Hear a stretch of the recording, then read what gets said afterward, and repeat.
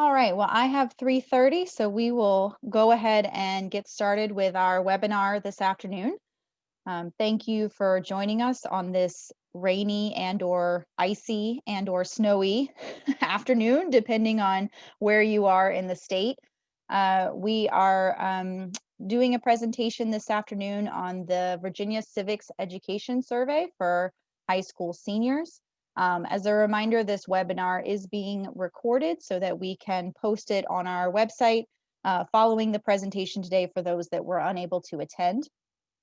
As I'm going through the presentation, if you have questions, we just ask that you use the Q&A box to put in your questions. It's just easier for us to track questions as they come in and to make sure we've answered them um, if you use the Q&A box. So I will go ahead and get started.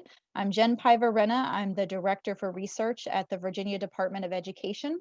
I have a missing colleague today, Kristania Brown, who is our Coordinator for History and Social Sciences, was hoping to be with us, but as things go these days, she's having some technology challenges, and so she will join us if she's able. So you may see her pop in at some point. I want to give a moment for my colleagues to introduce themselves. Jim, did you want to go first? Sure. Thanks, Jen. I'm Jim Ellis. I'm the Director of Design and Methodology at the Survey and Evaluation Research Laboratory at Virginia Commonwealth University, and we are under contract with VDOE to support the survey and get the data collection done. Great. And Anne? Hi, I'm Ann Buford. I'm a project manager at the Survey and Evaluation Research Laboratory at VCU, and I'll be helping out with this project. Great. Thank you both. Okay. So to kick us off here, there we go. So just a quick overview of what we're going to cover on this webinar. We're going to talk about the purpose of the survey and the survey content. And we'll talk about how we selected schools for participation and also which students are eligible to participate in the survey, as well as targets for schools to complete the survey.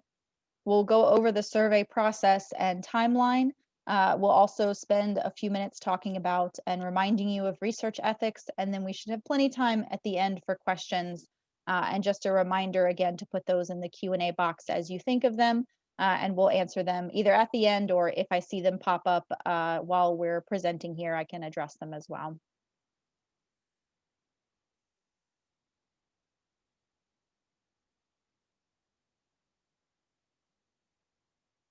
Sorry, there's the lovely delay with the PowerPoint slides. Okay, so the purpose of the survey is a response to a 2019 item in the Virginia General Assembly's Appropriation Act to conduct a brief questionnaire survey on civics education to approximately 500 high school students. The survey is intended to document how students feel about civics and government education and their level of community engagement. We do intend to report the results in aggregate, meaning at the state and at the superintendent region level. And they are intended to improve civics and government education in Virginia.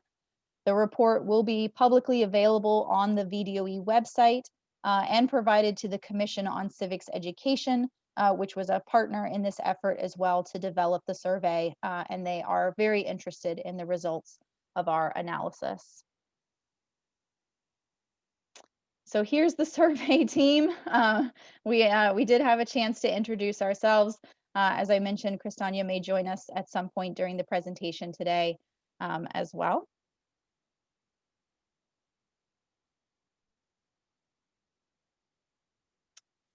Okay, so in terms of the survey content, we had quite a few existing validated surveys of civics education and youth civics engagement to pull items from.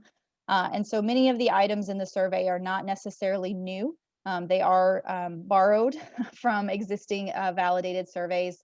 And we did that work to develop the survey in collaboration with the VCU Searle Lab, as well as the Commission on Civics Education, which had several rounds of edits on the surveys itself. The survey includes questions about the content and quality of civics and government courses that students have taken.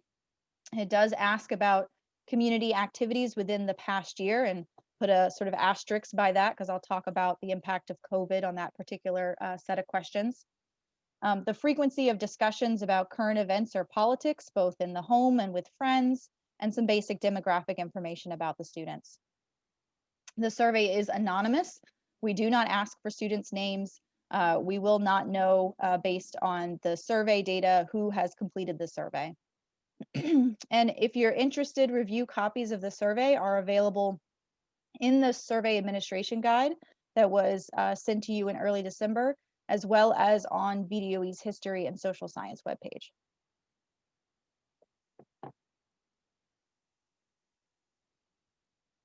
Okay, so schools were scientifically selected to participate based on a couple of different factors. Excuse me. Sorry about that.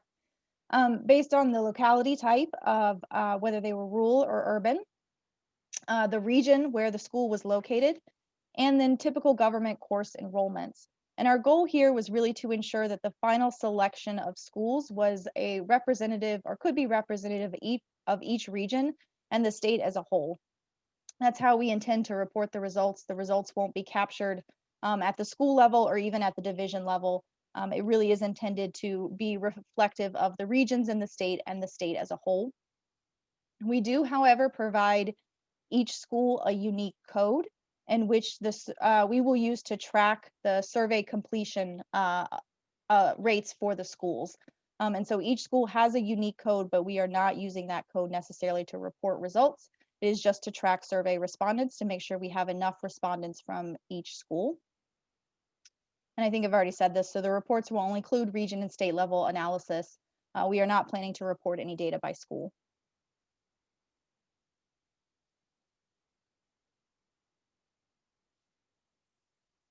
So in order to have sufficient sample size, we are asking each school that was identified to participate to identify at least 30 high school seniors who are enrolled or have recently completed high school government courses.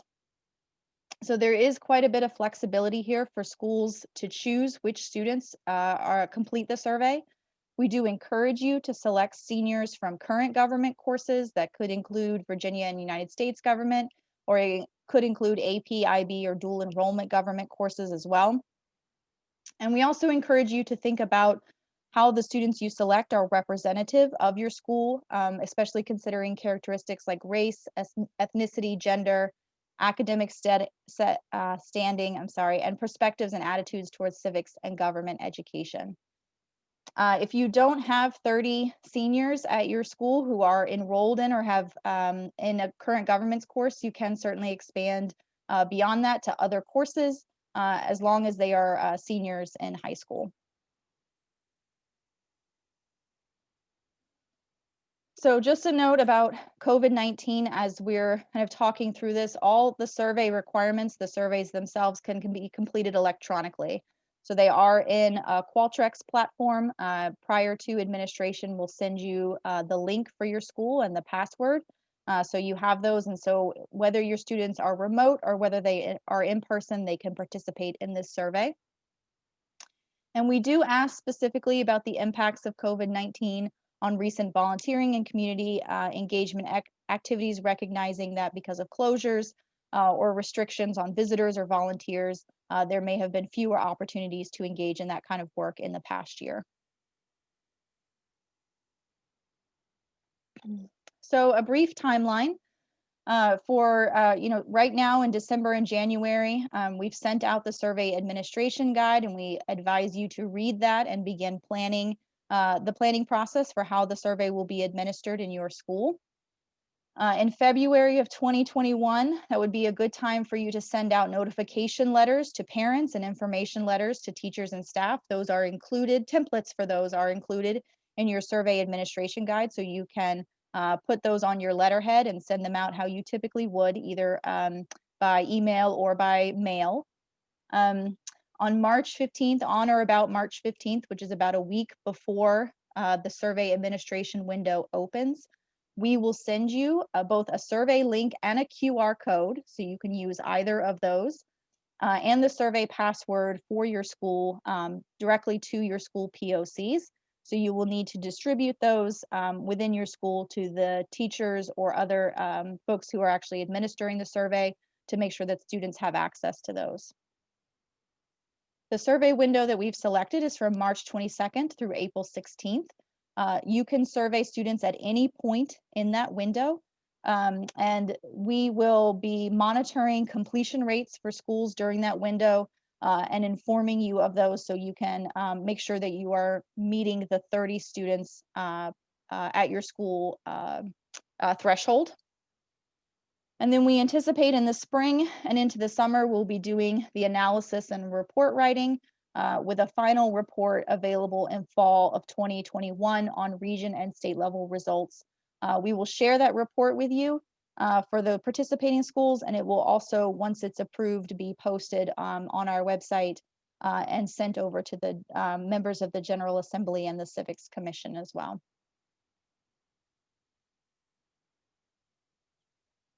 So just some important notes about communication.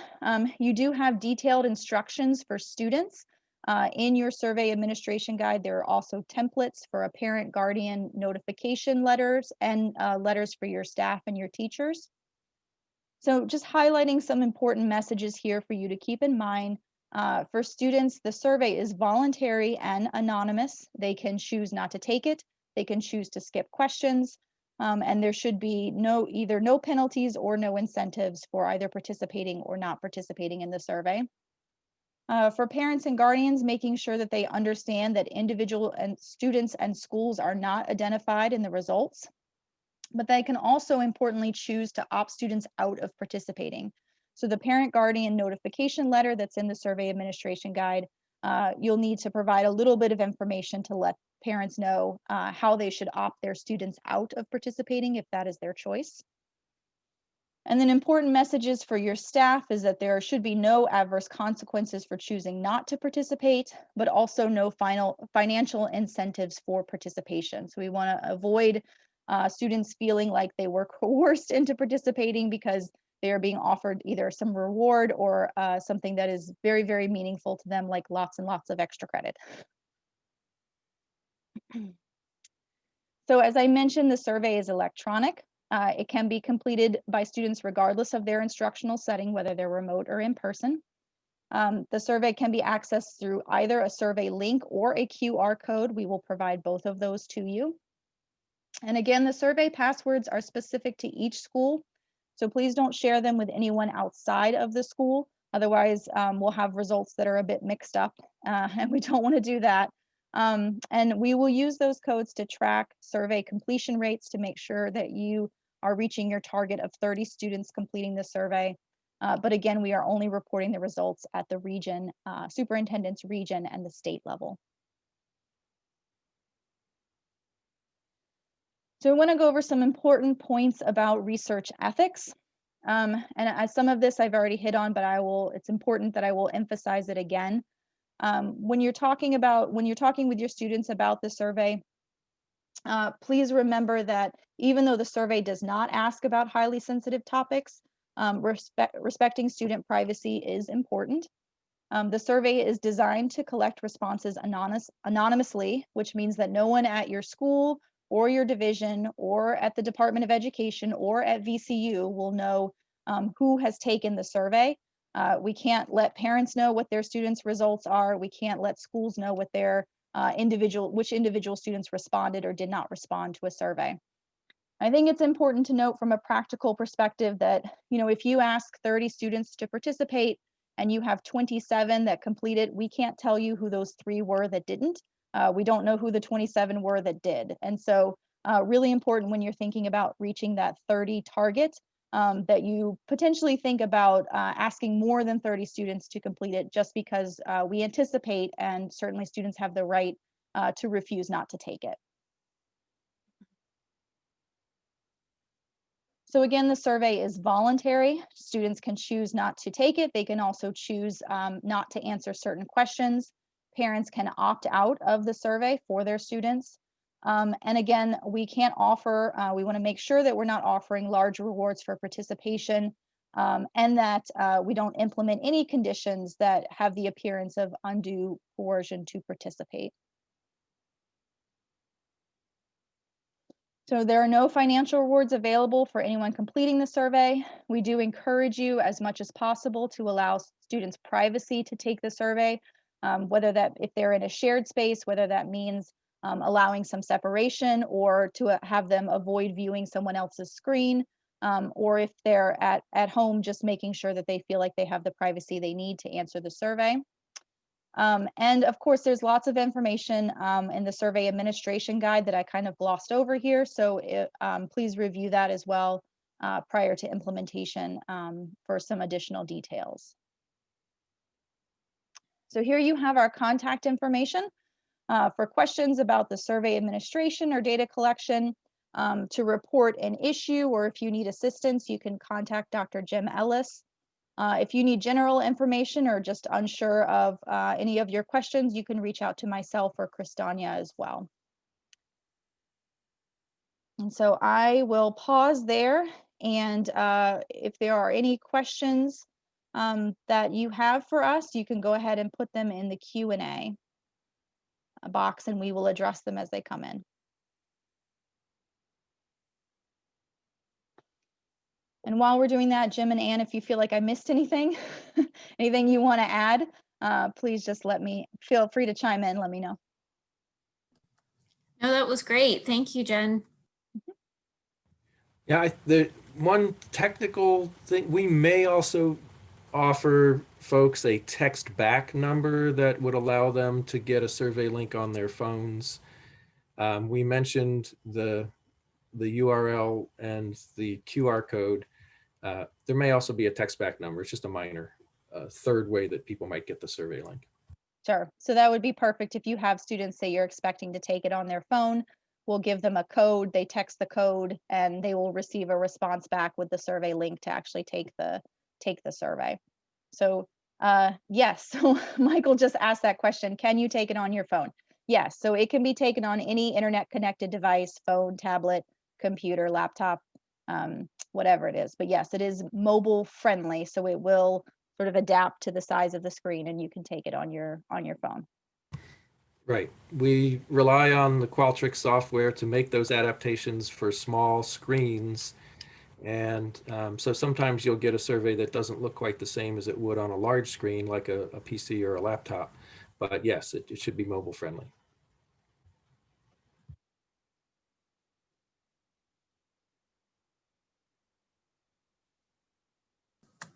So we anticipate that the survey will take approximately 20 to 30 minutes. That does depend on how many questions the students answer. There is only, I think, one instance of skip logic. So you will generally have students taking the same number or answering the same number of questions in the survey, but we generally estimate it at about 20 to 30 minutes.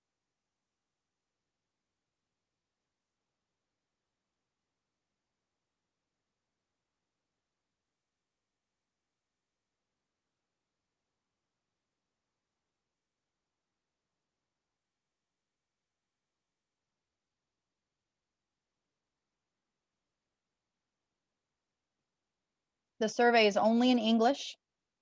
And yeah, is only available in English.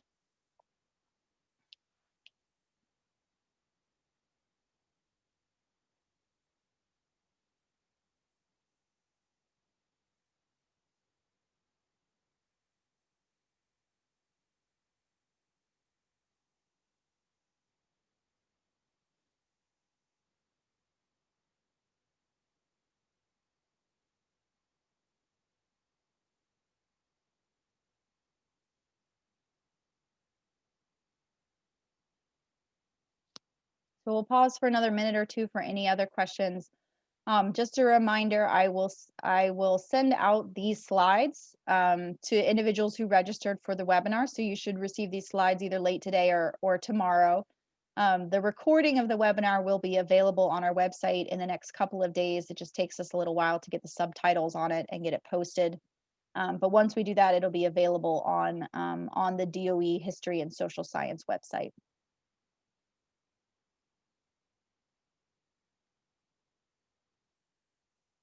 And so I don't see any other questions coming in.